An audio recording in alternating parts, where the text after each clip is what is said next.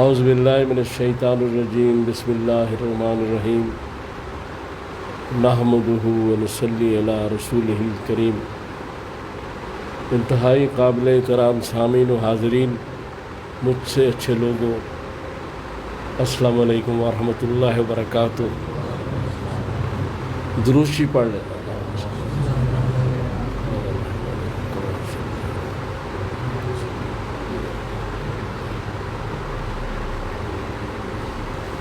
آج کا موضوع نماز کے بارے میں ہے۔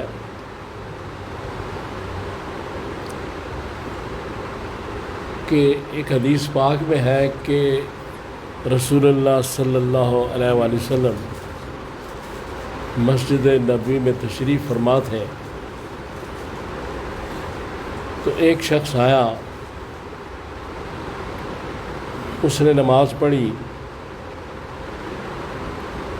اور حضور کو نماز پڑھنے کے بعد سلام کیا۔ آپ نے جواب دیا، آپ نے کہا پھر نماز پڑھو، تمہاری نماز نہیں ہوئی۔ اس نے دوبارہ نماز پڑھی۔ پھر جب اس نے نماز پڑھ کے حضور کو سلام کیا، آپ نے جواب دیا، آپ نے کہا پھر پڑھو، تمہاری نماز نہیں ہوئی۔ دو دفعہ پڑھ چکا، جب تیسری دفعہ رسول اللہ صلی اللہ علیہ وسلم نے فرمایا کہ تمہاری نماز نہیں ہوئی، تو اس نے کہا یا رسول اللہ، مجھ سے کیا غلطی ہو گئی، میری نماز کیوں نہیں ہوئی، آپ میری اصلاح فرما دیں۔ تو رسول اللہ صلی اللہ علیہ وسلم نے فرمایا کہ آپ نے نماز کا جو حق ہے، جو تعدیل ارکان ہے، وہ صحیح طرح ادا نہیں کیے۔ یعنی قیام میں صحیح طرح کھڑے نہیں ہوئے، جلدی جلدی سارے کام کیے، رکوع میں چلے گئے، پھر قومے میں چلے گئے، پھر سجدے بھی فٹافٹ۔ تو آپ نے کہا کہ قیام میں اطمینان سے کھڑے ہونا چاہیے، پھر رکوع میں کمر سیدھی ہونی چاہیے، اس طرح رکوع جو ہے ہاتھ گھٹنوں پہ ہو اور وہ ہاتھ کھلے ہوں، اور پھر قومے میں بھی سیدھا کھڑا ہونا چاہیے، کمر سیدھی رہے۔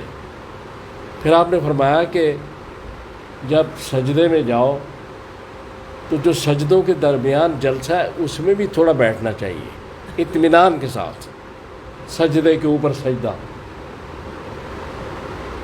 تو یہاں یہ علماء دین کہتے ہیں کہ رسول اللہ صلی اللہ علیہ وسلم نے پہلی دفعہ اسے کیوں نہیں کہا کہ تمہاری نماز نہیں ہوئی، تو اس کو کیوں اصلاح نہیں فرمائی؟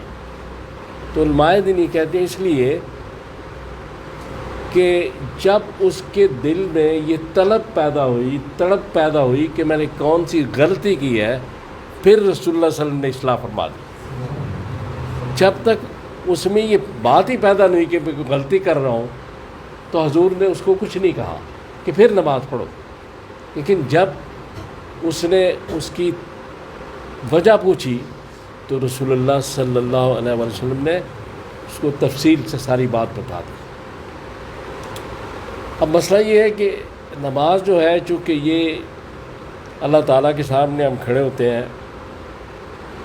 اور سورہ بقرہ کی آیت نمبر 238 میں کہا گیا ہے کہ یہ فرما بردار بندے ہیں جو اپنی نمازوں کی حفاظت کرتے ہیں۔ اس کا مفہوم یہ ہے، اور خصوصاً نماز عصر کی، اور یہ فرما بردار بندے ہیں جو اللہ کی بارگاہ میں کھڑے ہوتے ہیں۔ تو فرما برداری کے لیے نماز پڑھی جاتی ہے، اس پہ پوری توجہ دینی چاہیے۔ جو آدمی کی نگاہ ہے قیام میں کھڑے ہوتے سجدے کی طرف رہنی چاہیے، جہاں اس نے سجدہ کرنا ہے، اور رکوع میں جو ہے وہ پاؤں کی طرف، اور اتحیات میں پھر گود کی طرف نگاہ ہونی چاہیے۔ ادھر ادھر کوشش کرنی چاہیے کہ نہ دیکھا جائے۔ نماز میں یہ سمجھا جائے کہ ہم احکم الحاکمین کے سامنے کھڑے ہیں، اس کے دربار میں کھڑے ہیں۔ تو نیت بھی ٹھیک ہو، یہ ساری چیزیں بھی ہونی چاہیے۔ اس کے بعد یہ چیز ہے کہ یہ تو ایک بات ہے جو فقہ کی اور دوسری چیزیں، لیکن جو نماز ہے فلسفہ اس کا کیا ہے؟ فلسفہ نماز کیا ہے؟ نماز جو ہے اصل میں جب ہم پڑھتے ہیں نماز تو ہم ثنا پڑھتے ہیں، اللہ کی تعریف کرتے ہیں، اللہ اکبر کہہ کے، کلمہ توحید کہہ کے، پھر اللہ کی تعریف کرتے ہیں، پھر سورہ فاتحہ۔ سورہ فاتحہ جو ہے وہ ساری گائیڈ لائن ہے، اس میں بھی اللہ کی تعریف ہے، اور اس میں ایک ایسی آیت ہے جس میں اللہ سے ہدایت مانگی جاتی ہے کہ اللہ میں ہدایت عطا فرما۔ یعنی نماز میں کھڑے ہونے کا اولین فرض ہے کہ ہم ہدایت پائیں، ہدایت مانگیں، اور پھر اس کے جواب میں اللہ تعالیٰ فرماتے ہیں کہ تم جو انعمت علیہم ہیں، جن پہ میری نعمات ہوئی، یا جو اولیاء کرام یا بزرگان دین یا انبیاء کرام، یہ جو لوگ ہیں، ان کو فالو کرو، ان کو پیچھے چلو، ان کی اتباع میں آ جاؤ۔ چونکہ اتباع محمد رسول اللہ صلی اللہ علیہ وآلہ وسلم جو ہے یہ بہت ضروری، امپارٹنٹ ہے، اور یہی چیز ہے۔ اگر حضور کی اتباع نہیں ہوگی تو نماز بھی نہیں ہوگی، حضور کی اتباع نہیں ہوگی تو تلاوت قرآن کرتے ہوئے حضرت عمر اور حضرت ابو بکر جیسے صحابہ کو بھی رسول اللہ صلی اللہ علیہ وسلم اصلاح فرما دیں گے کہ میرا طریقہ اس طرح اس قرآن کو پڑھنے کا ہے۔ لہذا جتنا بھی دین ہے وہ اتباع رسول میں ہے، نماز ہو، روزہ ہو، حج ہو، زکوٰۃ ہو، جب تک اتباع رسول نہیں ہوگی کوئی دین کا رکن ادا نہیں ہوگا۔ اتباع رسول ہی سب کچھ ہے۔ اب اس کے بعد نماز میں اللہ کی تعریف کرتے ہیں، ساری باتیں سورہ فاتحہ میں آپ سب جانتے ہیں کہ اس کا ترجمہ سارے مسلمان سمجھتے ہیں، پھر آمین بھی کہتے ہیں، پھر اس کے بعد یہ جو رکوع ہوتا ہے، قومہ ہوتا ہے، سجدے ہوتے ہیں، اور آخر میں التحیات میں جب بیٹھتے ہیں تو پھر وہ ساری چیزیں ہوتی ہیں، اللہ سے بات ہوتی ہے، ساری چیزیں اللہ کے لیے ہوتی ہیں، پھر حضور پہ سلام بھیجا جاتا ہے۔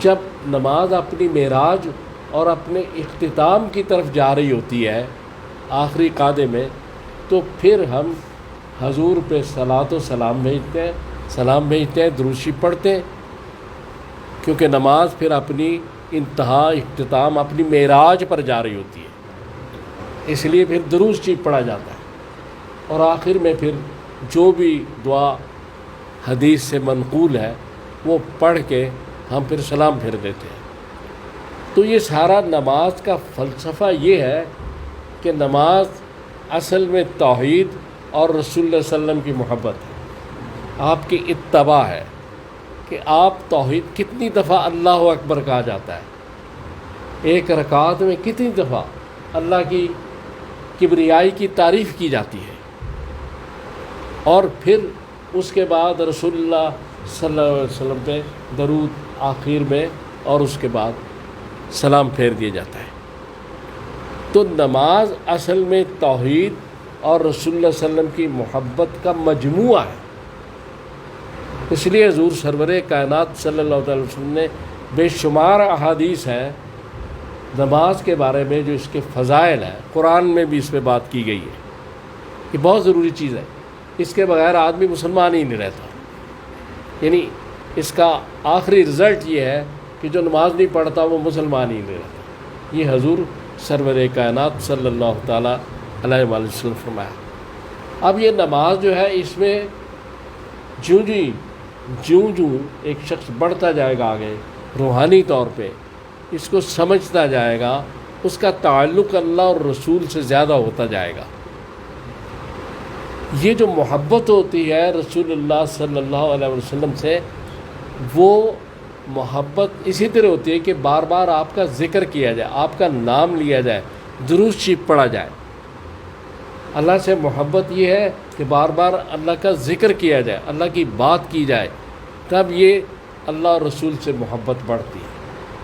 اور جو اللہ رسول سے محبت ہوتی ہے تو انسان روحانی طور پر بھی کامیابی حاصل کرتا ہے، تقوی پہ بھی اس کا مقام بڑھتا ہے، یہ ساری چیزیں اس کو حاصل ہوتی ہیں۔ تو اصل بات جو یہ ہے کہ اللہ تعالیٰ کی کبریائی اور رسول اللہ صلی اللہ علیہ وسلم سے عشق اور محبت، یہ نماز ہے۔ اگر ہم اس پر کھڑے ہو جائیں نماز اور اس کو باقاعدگی کے ساتھ ادا کریں تو پھر قربت الہی بھی نصیب ہوتی ہے، چونکہ جتنے سجدے اتنی قربت، اور سجدے کو قربت الہی کہا گیا ہے۔ اور یہ نماز کا وہ مقام ہے کہ جہاں سب سے زیادہ قربت الہی ایک عام آدمی کو نصیب ہوتی ہے۔ تو اس لیے بڑے شوق سے، بڑی لگن سے، بڑی محبت کے ساتھ اس فرض کو ادا کرنا ہے۔ تو اللہ تعالیٰ سے دعا کریں کہ اللہ تعالیٰ مجھے آخر میں ایک پبلک میسیج ہے کہ ہمارے پاکستان میں سیلاب آیا ہوا ہے، بڑی تباہ کاری ہو رہی ہے کئی جگہ پہ۔ تو جہاں جہاں بھی دوست مجھے سن رہے ہیں، وہ جتنی کوشش ہو سکے ان لوگوں کی جو سیلاب میں گھرے ہیں یا دوسرے، ان کی جتنی ہر ممکن مدد ہے وہ کریں۔ انشاءاللہ اللہ تعالیٰ بہت مہربانی فرمائے گا۔ تو اللہ تعالیٰ سے دعا کریں مجھے اور آپ کو توفیق دے کہ میں نے جو باتیں کی ہم پہ عمل کر سکیں۔ صلی اللہ تعالیٰ علی خیر خلقی محمد و آلہ و اصحابہ اجمعین برحمتک یا ارحم۔